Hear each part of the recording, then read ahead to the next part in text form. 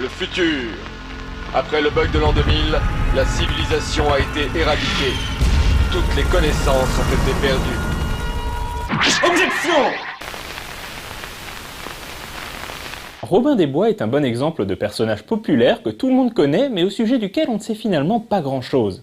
Dans la plupart des histoires au sujet de Robin, il vit à l'époque de Richard Cœur de Lion, affronte le prince Jean qui a usurpé la couronne avec son âme damnée, le shérif de Nottingham, vit dans la forêt de Sherwood avec ses joyeux compagnons et détrousse les riches pour donner aux pauvres. Dans certaines versions, Robin serait en fait Robin de Locksley, un noble privé de ses terres. Robin a enflammé l'imagination des cinéastes. Il a été immortalisé au cinéma par Douglas Fairbanks, Errol Flynn, Sean Connery, Cary Elwes ou Kevin Costner. Tous ces films recyclent les mêmes ingrédients de base. Le récent film de Ridley Scott a pris le parti de dépeindre Robin des Bois sous un angle historique.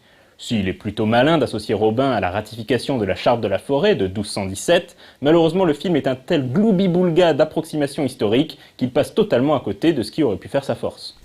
De manière assez intéressante, les premières légendes et ballades mettant en scène le personnage se déroulaient pendant le règne d'un roi nommé Édouard.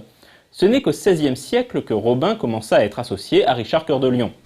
La vision moderne de Robin des Bois est en grande partie due à l'écrivain Sir Walter Scott qui, dans son roman Ivanhoe, fera de Robin des Bois un des personnages secondaires les plus importants.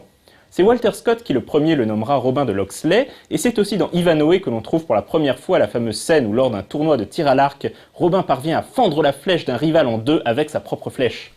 Même si Robin des Bois est un personnage fictif, il est possible qu'il ait été inspiré d'un vrai hors-la-loi du XIIIe siècle, Roger Godberd. Les ressemblances sont en effet troublantes. Roger était le vassal de Simon de Montfort, comte de Leicester, qui avait pris la tête d'une révolte de barons contre le roi Henri III, le fils du prince Jean. Après la mort de Montfort à la bataille d'Ivesham, Godberd devint un hors-la-loi. En 1267, à la tête d'une bande de rebelles qui comptait une centaine d'hommes, Roger Godberd s'installa dans la forêt de Sherwood, où il resta pendant 4 ans. Il fut finalement capturé par Réginald de Grey, le shérif de Nottingham. Il parvint toutefois à s'échapper du château de Nottingham.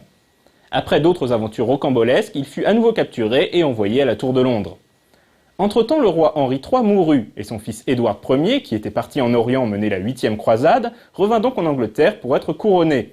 Édouard Ier émit un pardon royal et Roger Godberd, gracié, put retourner à sa ferme où il vécut le reste de ses jours.